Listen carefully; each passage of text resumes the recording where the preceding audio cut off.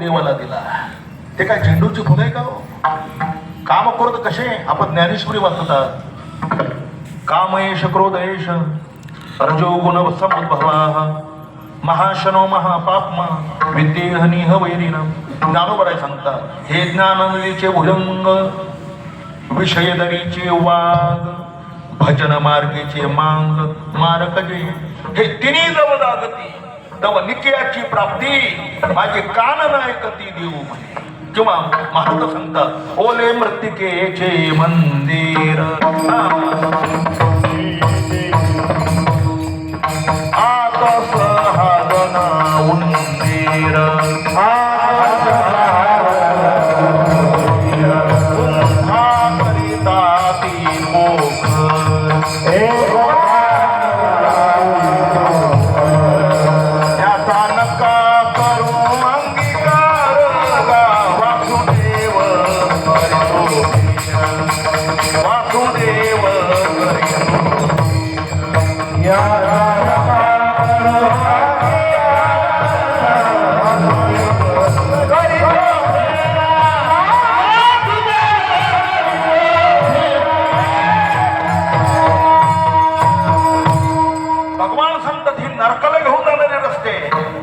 त्रिविधम नरकशेदम द्वारनाशनम आत्मना काम क्रोध तथा लोभ यस्माति तंत्रेंद्रिय. टाकून दे. अर्जुन टाकून दिले पण तुकोबर इतके हुशार ते देवालाच घेऊन टाकले. एक वाक्य सांगतो गुरुवर जयराम बाबा बोस नेहमी म्हणायचे जगात कोणतीच वस्तू टाकावू नाही तिचा उपयोग करता आला पाहिजे. पुन्हा सांगतो देवाने बनवलेलं हे जग म्हणजे कल्पतरू आहे. याच्यातली कोणतीच गोष्ट वाईट नाही फक्त उपयोग करता आला पाहिजे. तुमच्याकडे कुरडू नावाचं गवत आहे का त्याला कोंबड्या म्हणतात. त्याला बैल सुद्धा खात नाही पण त्याचा काय उपयोग आहे. कुरडूचं झाड जर झोडलं तर त्याला काळ बी राहत. सापाची का जर माणसाच्या पोटात गेली सापाची का तर जगात त्या मेडिकल सायन्स मध्ये अजून औषध नाही. त्याच्याकरता त्या कुरडूचं झाड झोडा त्याचं काळ बी राहिलं की पाण्यात उकळा ते पाणी गाळ आणि मुक्त प्या आपोआप सर्पांची गाठ बाहेर पडते. जी अक्कल विज्ञानाला नाही ते ज्ञानेश्वर महाराज सांगत आहे. मागे मी सांगितलं होतं लक्षात आहे की नाही काय माहिती परत सांगितलं. अहिल्यानगर पुन्हा नाशिक मुंबई संभाजीनगर हे शहर आहे घरोघर कॅन्सरचे पेशंट आहे. घरोघर 75% दर्शकाच्या दुधापासून लोकांना कॅन्सर आहे. 75%. म्हणून तुमच्या लहान मुलांना जर पिशव्याचे दूध तुम्ही पाजत असाल तर बंद करून टाका. ते पिशवीचं दूध नाही ते विष हे विष पाजू नका. त्याच्याकरता ज्ञानोबराय सांगतात जगातला विषारी सर्प म्हणजे कोबरा आहे. कोबरा सर्पाच्या विषाचा एकच थेंब घ्यायचा आयुर्वेदाची मात्रा त्याच्यावर मारून पाण्यामध्ये ते उकळायचं. त्या विषाचा थेंब इंजेक्शनामध्ये घ्यायचा आणि कॅन्सर झालेल्या रोगाच्या बॉडीमध्ये सोडायचा. कोबरा सर्पाच्या विषापासून कॅन्सरचे जंतू मारणं या थेरपीला केमो म्हणतात. हे 700 वर्षापूर्वी ज्ञानेश्वरी मध्ये नेऊन ठेवलंय. पण ज्ञानेश्वरी वाचायला काय बिघडलंय तुमचं विठाला.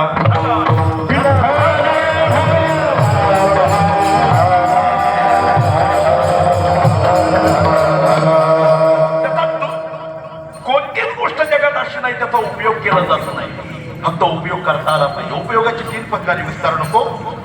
निरुपयोग दुरुपयोग आणि सदुपयोग.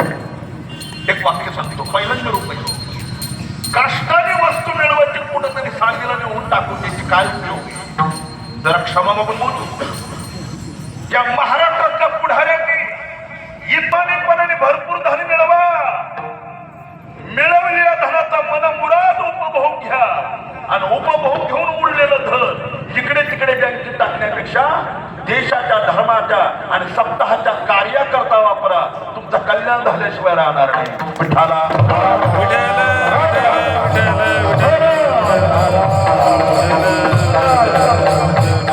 निरुपयोग होऊ देऊ नका. संप्रदायातल्या संत मंडळींमध्ये सेना महाराजांचा इतिहास प्रसिद्ध आहे पण सांगून वेळ घेत नाही. दुसरा दुरुपयोग. किती सुंदर देह मिळालाय महाराज आपल्याला. नरदेह दुर्लभ दाना शतवर्षाची गणना त्यामध्ये दुःख यातना तुम्ही आठवा मध शोधना. किती सुंदर देह. दुर्लभ हो मानुष हो देहो देह नाम शरम अंकुरा तत्रापि दुर्लभ म्हणणे वैकुंठ प्रिय दर्शन. माझी मोठी बहीण डॉक्टर आहे म्हणून एकदा हॉस्पिटलला गेलो होतो मी. किडन्या डायलिसिस करणारी माणसं पाहिल्यानंतर माझं हृदय पिळवटून निघालं. अरे देवाने किती सुंदर देह दिला होता, पण गुटखे खाऊन मद्यपान करून तंबाखू खाऊन नको नको ती व्यस्त करून चांगल्या देहाचं वाटोळ करून टाकलं माझ्या लोकांनी. चांगल्या देहाचं देवाने तसा दिला नव्हता. देवाने उत्तम नरदेह दिला, पण त्या नरदेहाचा आपल्याला उपयोग करता आला नाही. आपण भलत्याच ठिकाणी वापरला, त्याचं प्रायश्चित्त आहे. म्हणून चांगला देह चांगल्या कामा करता वापरा. नरदेह निधान लागले हाती, उत्तम सार उत्तम गती. देवची होईल मनची देव होती, तरी का चित्ती आयुष्याच्या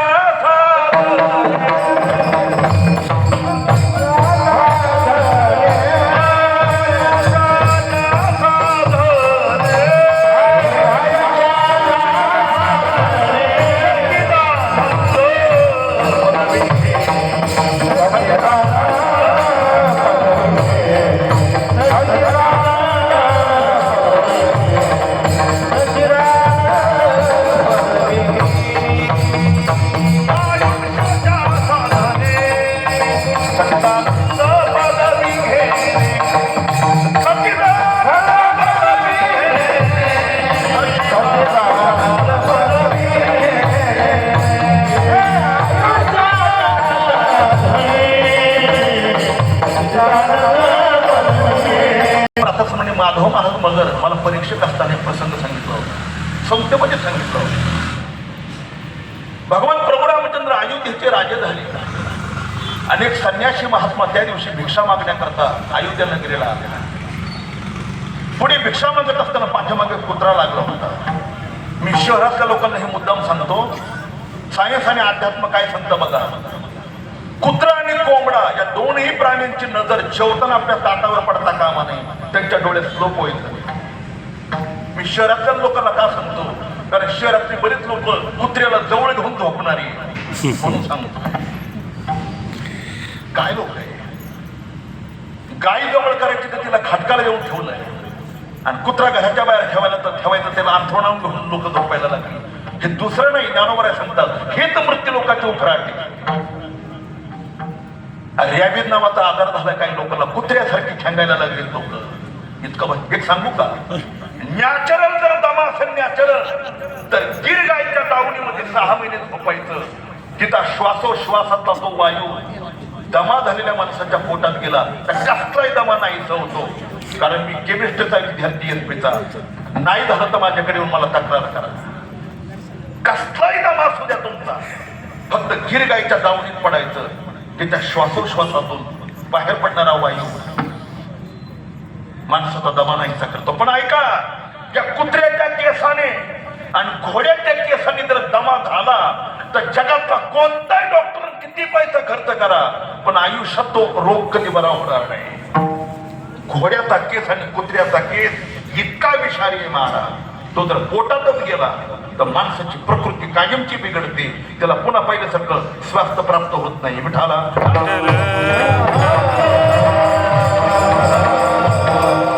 कुत्रा जवळ झोपण्याचा प्राणी नाही, अहो तो खानदानी फिरणारा प्राणी. हे का आता फिरून गेला, त्रास दिला का तुम्हाला? त्याला काय पळायला आवडतं, सकाळी त्याच्या मागे पळायला जा रे, त्याला फलानं करा रे. तेवढा खर्च जर एखाद्या साधकावर केला तुमचं कल्याण तरी होईल. अहो दिश शिकायला जरी तेवढा खर्च केला तर तुमचं कल्याण होईल. त्या कुत्र्याला काय खर्च करता लोक, पण कोणी सांगायचंय, मग कोण ऐकणार? तो कुत्रा रामाच्या त्या संन्याशाच्या मागे चालला. साधू असल्यामुळे 2-4 वेळेला हाकलून दिलं, पण ते जायचं ना. आता कुत्रा असतो, रागात आला त्या संन्याशाला आणि फेरकावून अशा मागे तोंडावर लात मारल्याबरोबर तो ओरडलं, त्यांनी दिशा फिरवली आणि रामाच्या दरबारासमोर उभा राहिला आणि मोठ्याने ओरडला. भावार्थ रामायण वाचा. नाथ महाराजांनी 4 वगैरे खर्च केला तिथे. मी सगळं सांगून वेळ घेत नाही. कुत्रा ज्या वेळेला ओरडायचं थांबत नाही, त्यावेळेला सिंहासनावर भगवान प्रभू रामचंद्र दरवाजात आले आणि त्याला प्रश्न विचारला, का रे भूक लागली का, कशा करता ओरडतो? असा प्रश्न विचारल्यानंतर रामासमोर कुत्रा बोलला, जसं ज्ञानोबरांच्या पुढे रेडा बोलला, याज्ञवल्क्याच्या समोर घोडा बोलला, तसा रामा पुढे कुत्रा काय बोलला ऐका. श्रीराम, भूक जर लागली असती तर अयोध्येच्या कुठल्याही दरवाज्यात गेलो असतो, तत्पूर भाकरी मिळाली असती. मग ओरडतो का? राम, माझ्यावर अन्याय झाला, एका संन्याशाने विनाकारण माझ्या तोंडावर लाथ मारली, का मारली? मी ऐकलंय राम राज्यामध्ये कुत्र्याला सुद्धा न्याय मिळतो, मग मला काय मिळणार नाही? मी तुमच्या पुढे आलोय, मला न्याय द्या. का लाथ मारली त्या संन्याशाला तुम्ही विचारा. श्रीरामाला धरून घाम आला. लक्ष्मणाला सांगितलं त्याला पकडून घेऊन या. लगेच संन्याशाला पकडलं. राजदरबार भरलेला होता. समोर कुत्रा उभा केला, इकडे संन्याशी साधू उभा केला. रामचंद्रांनी साधूला विचारलं, लाथ मारली? हो मारली. कारण संन्याशीशाहीचं श्रीराम या कुत्र्यांची सारखी नजर माझ्या भिक्षेच्या झोळीकडे होती. मला वाटलं उडी मारून छलांग मारून ती झोळी फाडून तरी टाकेल, आता याच्या दूषित नजरेने ती भिक्षा दूषित होईल. मी घाबरलो, तोंडावर लाथ मारली. पुन्हा कबूल झाला. रामाने स्वतः शिक्षा नाही केली. त्या कुत्र्याला विचारलं, हे बा, त्यांनी प्रामाणिकपणाने त्यांचा गुन्हा कबूल केला, तुम्ही सांगायला काय शिक्षा द्यायची? कुत्र्याने सांगितलं, दुसरं काहीच करू नका, याला मोठ्या मठाचा महंत बनवा. त्याला अलीकडे महामंडलेश्वर म्हणतात, मोठा मठाचा. रामाने डोक्यालाच हात लावला. लोक मठ मिळण्याकरता कोर्टात बांधायला चालले आणि त्याला शिक्षा म्हणून मठ देतात. कुत्र्याने सांगितलं, विश्वामित्रांनी तुम्हाला धर्मशास्त्र शिकवलं नाही वाटतंय. धर्मशास्त्र काय सांगतं? लहान बाळ, स्त्री, भिकारी, संन्याशानी दे या 5 जणांना दिलेल्या द्रव्याचा किंवा कोणत्याही वस्तूचा यांच्या किंवा यांच्याद्वारा जर दुसरीकडून दुरुपयोग झाला तर पुढे कुत्रा व्हावं लागतं. कुत्रा. रामाने विचारले, तुला कसं काय माहिती? कुत्रा म्हणाला, मी तर मागच्या जन्मामध्ये मोठा महामंडलेश्वर होतो.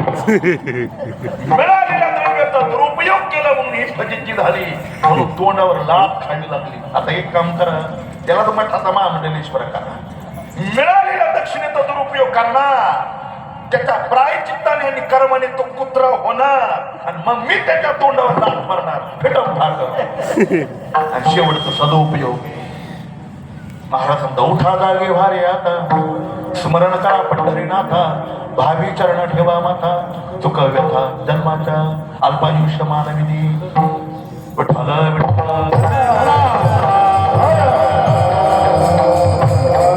आता जागा रे भाई,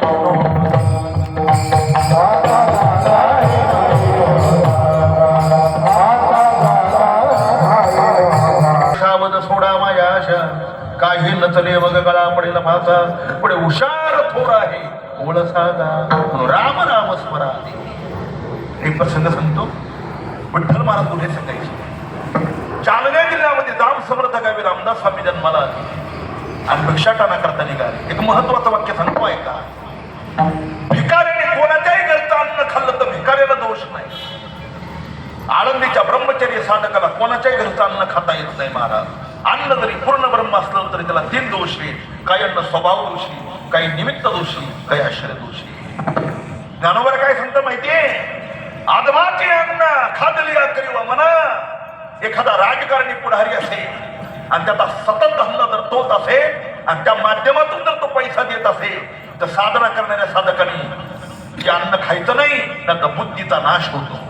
राजांना महती तेजा हा राजसत्तेतून मिळवलेलं जे द्रव्य, त्या द्रव्यातून निर्माण झालेला स्वयंपाकी किंवा पंगती ती जर खाल्ली तर साधकाच्या ब्रह्मचर्याचं तेज नाहीच होऊन जातं. विठाला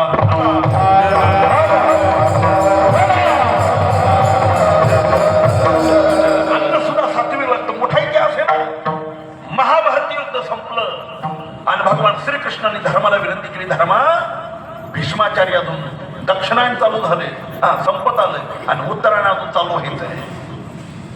ते तोपर्यंत प्राण सोडणार नाही. देश कसा चालवायचा, राज्य कसं करायचं, राज उपदेशिक ज्ञान तुम्ही भीष्माकडून घ्या, कारण त्यांनी उत्तम राज्य चालवलेलं आहे. धर्म 5 पांडव द्रौपदी आई साहेबांचे एक भगवान कृष्ण परमात्मा विश्वंद बळाले. भगवान भीष्मांच्या चरणाजवळ उभे होते. द्रौपदी शेजारी उभ्या होत्या. 4 पांडव जवळ उभे होते. आणि राजा धर्म भीष्मांच्या तोंडाजवळ उभे होते. आचार्य, आयुष्यावर तुम्ही प्रामाणिकपणाने यावत आयुष्य या संपूर्ण आर्यव्रताचं परिपालन केलंय आणि आज आता तुमचा मरणासन्नाचा काळ आलाय.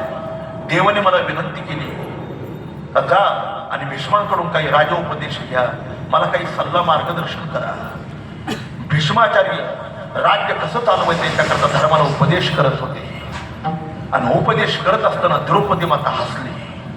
मोठी माणसं कधी हसत नाहीत महाराज, कधी हसणाऱ्याला मूर्ख म्हटलंय. 5 मूर्ख आहेत, 5. आपला नंबर कशात बसतो जरा बघून घ्या.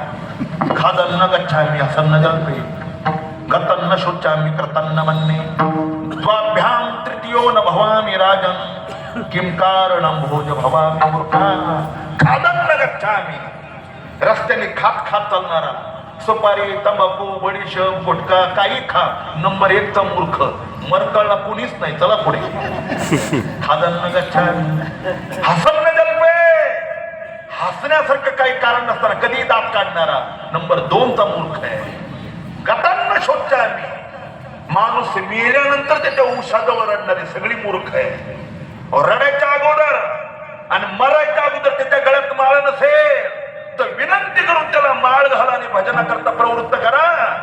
मेल्यानंतर त्या मातीजवळ रडण्यात आता काय मजा आहे, वेळ निघून गेली.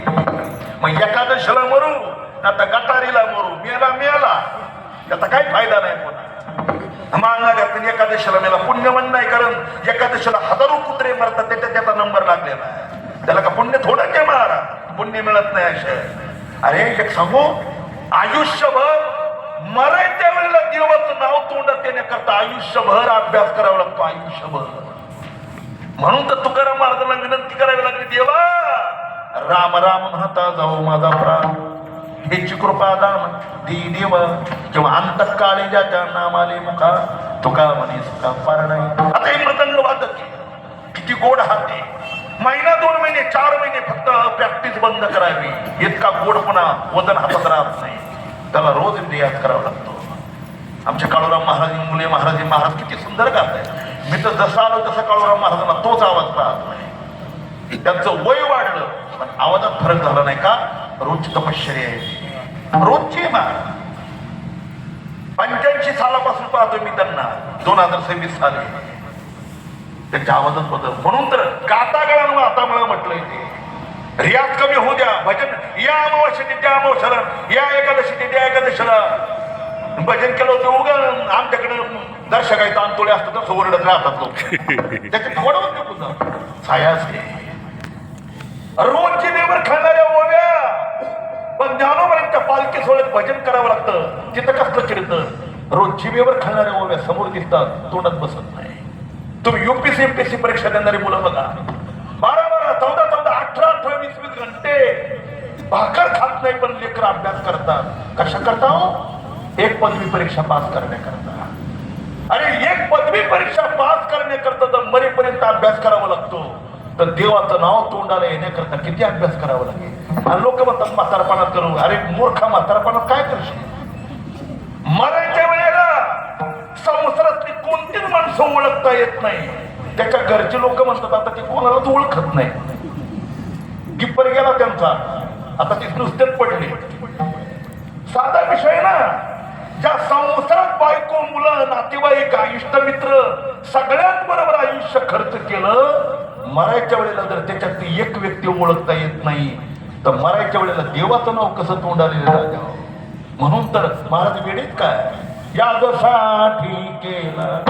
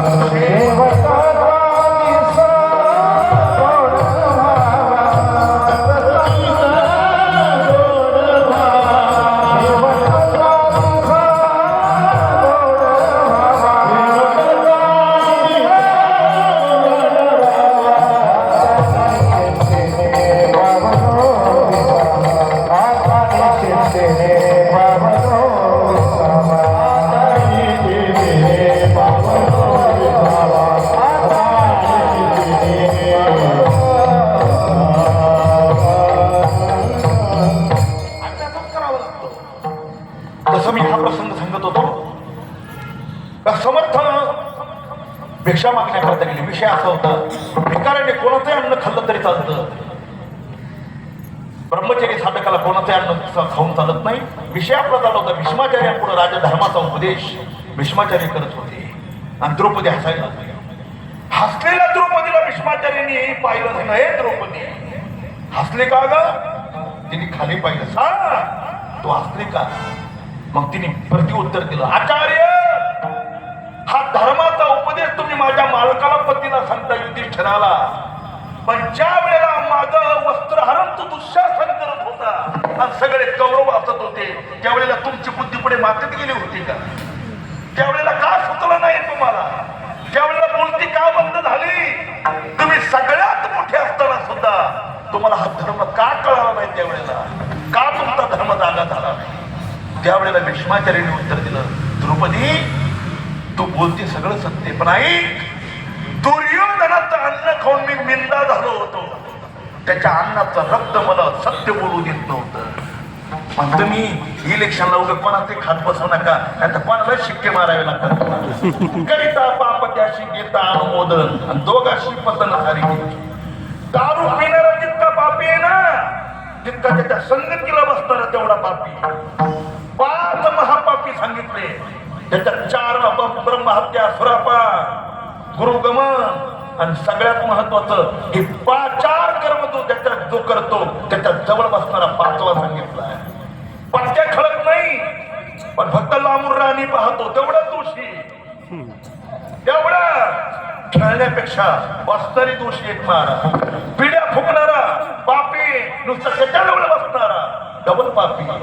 त्याला अनुमोदित पाप म्हणतात. अनुमोदित हे पाप आहे. म्हणून द्रौपदी, मी दुर्योधनाचं अन्न खाऊन त्याच्या अन्नाने हे रक्त घातलं होतं. मला त्याच्यावर हात उगारता येत नव्हता. त्याच्या विरोधात बोलणं हे अशास्त्र होतं. पण अर्जुनाने ज्या वेळेला युद्धामध्ये बाणाने माझ्या शिराची छळणी करून टाकली, छळणी झाल्यामुळे दुर्योधनाचं खाल्लेल्या अन्नाचं रक्त बाहेर पडलं, दूषित रक्त बाजूला गेलं. आता माझ्या शरीरामध्ये माझ्या गंगामातीच्या दुधाचं रक्त आहे. म्हणून हा धर्म मी तुला सांगितला. इतकं अन्न महत्वाचं आहे, इतकं. पण कोणाच्याही पंक्तीला ज्ञानोबा सांगतात, वाईट माणसाचं अन्न जर पोटात गेलं ना, तर तोंडात उलटा घालून उलट्या करून ते बाहेर टाका, पण ते अन्न पोटात जाऊ देऊ नका. राजा विवेकानंदाचा मोठा प्रसंग आहे, पण मला अभंगावर बोलायचंय. विठाला